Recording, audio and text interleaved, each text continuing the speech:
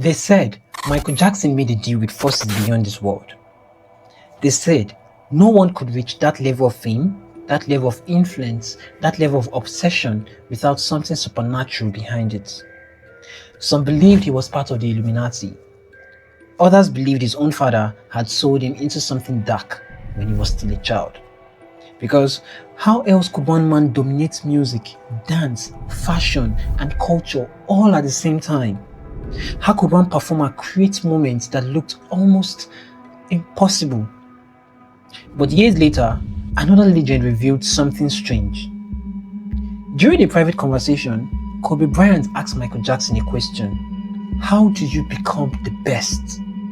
He was reading a very, very good book, which he built this entire marketing campaign around. The Thriller album was called The Greatest Salesman in the World by Og Mandino. And that was a book that really inspired him to create Thriller and everything that went around it. Michael didn't talk about talent. He didn't talk about fame. He talked about a book. Yes, a book. A strange little book called The Greatest Salesman in the World. According to Kobe, Michael told him that the principles in that book shaped the way he approached greatness, discipline, and mastery. And if that sounds unbelievable, consider this.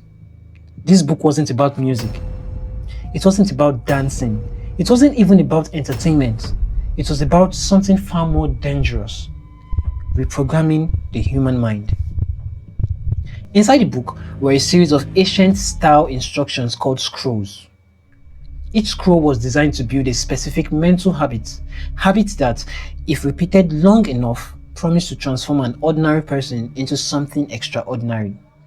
And when you look closely at Michael Jackson's life, his discipline, his work ethic, the way he pushed himself far beyond everyone else, you start to notice something strange. He didn't just act like a performer, he acted like a man following a system that may have come straight from those scrolls. So the real question isn't whether Michael Jackson made a deal with something supernatural. The real question is this: did he simply follow a blueprint that the rest of the world ignored? The answer may begin in the scrolls of that book. Scroll 1. I will act now. My dreams are worthless. My plans are dust. My goals are impossible unless they are followed by action. I will not avoid the tasks of today and charge them tomorrow. For I know that tomorrow never comes. I will act now. Michael was well aware that having a great idea for a song or a dance move was only a small part of the process. The real magic happened in the grueling hours of physical work. He didn't believe in putting things off or waiting for a more convenient time to start. If a melody or a drum pattern popped into his head in the middle of the night, he wouldn't tell himself to remember it in the morning. Instead, he would grab a tape recorder immediately and beatbox every layer of the track, the bass line, the strings, and the rhythm so that the spark wasn't lost. He lived with a constant sense of urgency because he knew that if he didn't move quickly on his thoughts, the inspiration might disappear forever. Even when he was physically exhausted, he acted as his own toughest boss, forcing himself to stay in the studio until a vocal track was perfect. He understood that sitting around and just dreaming about greatness would only lead to regret. By turning his inner sounds into immediate recordings, he ensured that his visions actually became a reality that the whole world could see and hear. Scroll 2. I am nature's biggest miracle. Since the beginning of time, never has there been another with my mind, my heart, my eyes, my ears, my hands, my hair, my mouth. None that came before me, none that live today, and none that comes tomorrow can walk and talk and move and think exactly like me. All men are my brothers, yet I am different from each. I am a unique creature. Michael saw the world through a very different lens than the people around him. When he was in the studio, he wouldn't just listen to the instruments. He would hear melodies in the sound of a falling hammer or a door slamming. His producers often said he heard entire orchestras in his head before a single note was even played. What made Mike tick is when he hears sounds that no one else uses. Yeah, I had to learn that, right? Because he used that same phrase even with me. Like I would play him, I would think was the hottest joint. He'd be like, "That's too generic." And then as I start to work with them, I'm like, okay, so the normal bass sound that I would use, I need to take and sample a motorcycle, revving up and incorporating that into the bass somehow. And then he's like this. then it becomes interesting to him. Yeah. If that's not the interest for, if he doesn't hear anything that has ear candy that's really different, he's not gonna really rock with it. And working with Michael, you probably had to find all kinds of crazy sounds. You have no idea. I spent hours in the junkyard with my cousin. Yeah, Mike told me to go to the junkyard and hit things, and I'm going to the junkyard. We hitting things and sampling things. I never been in New York City, and me and Michael was together in New York City going through the city, and there was this like crane sound. It was like coming down, and Michael heard and said, "I need you to sample that." And I'm like, on the way to the studio, I had to go borrow a Sony digital recording DAT machine from the studio, go back to that location, hopefully they're still there, and sample that sound. He didn't care about following the rules of how a pop song was supposed to sound.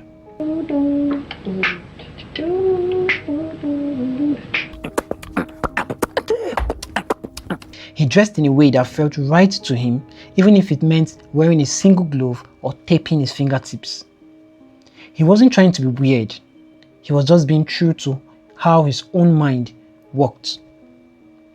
In real life, Michael Jackson had a way of moving that just didn't look like anyone else's. Even when he was a kid, he didn't just copy the dancers he saw on TV. He had this twitch in his shoulder and a specific way of snapping his fingers that was completely his own. Other performers tried to mimic his style, but they couldn't quite get the timing right or the way his feet seemed to barely touch the floor. He knew he had a physical rhythm that belonged only to him. Scroll 3. I would multiply my value 100-fold. Today, I will multiply my value 100-fold. And how will I accomplish this? First, I will set goals for the day, the week, the month, the year, and my life. I must have objectives before my life will crystallize. In setting my goals, I will consider my best performance of the past and multiply 100-fold. When Michael performed at the Motown anniversary show and debuted the moonwalk, the entire world was stunned by what he saw. It was a moment that defined his career. Yet, when he walked off stage that night, he was disappointed because he felt he hadn't held his toes long enough. Instead of resting on that success, he used it as a baseline to even set more ambitious targets for his future tours. He planned his life out in detailed notebooks, writing down exactly how many records he wanted to sell and what new stage illusions he wanted to invent.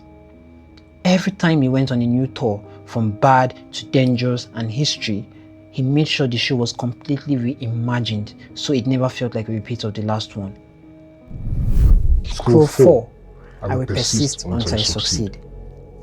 I will never consider defeat, and I will remove from my vocabulary such words as quit, cannot, impossible, and failure. I will toil and I will endure. I will ignore the obstacles at my feet and keep my eyes on the goals above my head. In the early 80s, the music industry was segregated and MTV refused to play black artists. They said, cannot. They said it was impossible for his music to fit their format. Instead of accepting defeat, Michael ignored the obstacles at his feet. He toyed on Billie Jean and Beat It until they were so visually and musically perfect that the network had no choice. He kept his eyes on the goal above his head, becoming a global icon, and forced the world to change its vocabulary to match his. In 1984, a pyrotechnic explosion set Michael's hair on fire during a Pepsi commercial shoot. He suffered second-degree burns. His scalp was charred. The pain was agonizing. Yet, as he was carried out on his stretcher, he didn't talk about failure or cannot. He waved to his fans with a gloved hand. He ignored the obstacle of his injuries and focused on the goal of his next project. Even when despair tried to infect his mind during months of painful recovery, he chose to walk through it. He used that tragedy to fund a burn center, proving that he didn't just enjoy the fire, he made it part of his endurance. Scroll 5. I will live this day as if it is my last. I will live this day as if it is my last. This day is all I have, and these hours are now my eternity. I will labor harder than ever before and push my muscles until they cry for relief. During the rehearsal for his final concert series, Michael was incredibly focused on making the show the most spectacular thing anyone had ever seen. Even though he was older, he approached the stage with more intensity than performers half his age. He spent his hours meticulously checking every lightning cue, every costume detail, and every note of the music, making sure no time was wasted on things that didn't add value to the show. When his dancers were tired, he was the one telling them to keep going, showing them by example that they could push past their physical limits. Everybody's doing a great job, and just continue and believe and have faith. But give me your all, your endurance, your patience, your understanding. But it's an adventure. It's a great adventure. It's nothing to be nervous about. They just want wonderful experiences. They want escapism. We want to take them places that they've never been before. We want to show them talent like they've never seen before. So give your all. I love you all, and we're family. Just know that. We're a family. He treated those final nights on the rehearsal stage as his chance to leave his greatest mark on the world. He was determined to make those sessions even more impactful than his legendary tours of the past, working until he was physically spent because he wanted his final contribution to be his absolute best. Scroll 6. I will pray to God. I will pray to God. Never will I pray for material things of this world. Only guidance will I pray, that I may be shown the way to acquire these things. Michael never viewed his extraordinary talent as something he owed or created by himself. Instead, he saw himself as a vessel for a higher power. Whenever he sat down to write a classic song or conceived a dance move that would change the world, he credited a divine source for dropping the ideas into his lap. He felt that his only job was to be ready and disciplined enough to receive them. How do you write a song? How do I write a song? Well, Right, what would happen? if I sat here and played some chords, whatever, and say, I'm going to write the best song I've ever written, nothing happens. Something in the heavens has to say, look, this is the time that this is going to be laid on you, and this is when I want you to have it.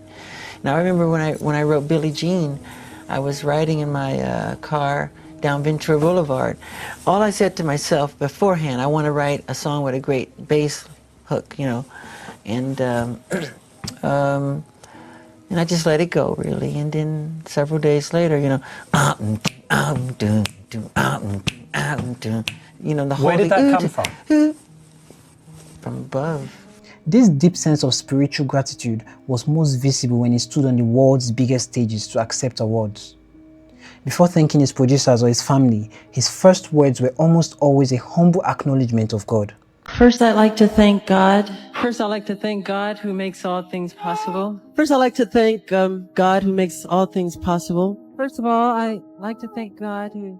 He didn't just ask for fame or money. He asked for the strength and the vision to use his platform for good. By constantly pointing back to his creator, he kept his ego in check, believing that as long as he stayed humble and sought direction from above, the inspiration would never stop flowing. I try to be kind and generous and to people and to do what I think God wants me to do. Sometimes I pray and I say, where do you want me to go next, God? What do I do from here? So I'm very spiritual in that way. I always have been, though. These scrolls didn't promise fame.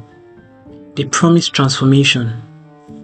Habits, action, persistence, urgency, humility.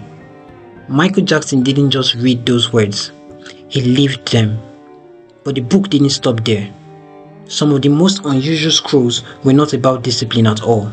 They spoke about love, about mastering emotions, about laughing at the world. And when you look closely at Michael Jackson's life, those scrolls may explain the most mysterious parts of who he was. The story of the remaining scrolls and their connection to Michael Jackson continues in part 2.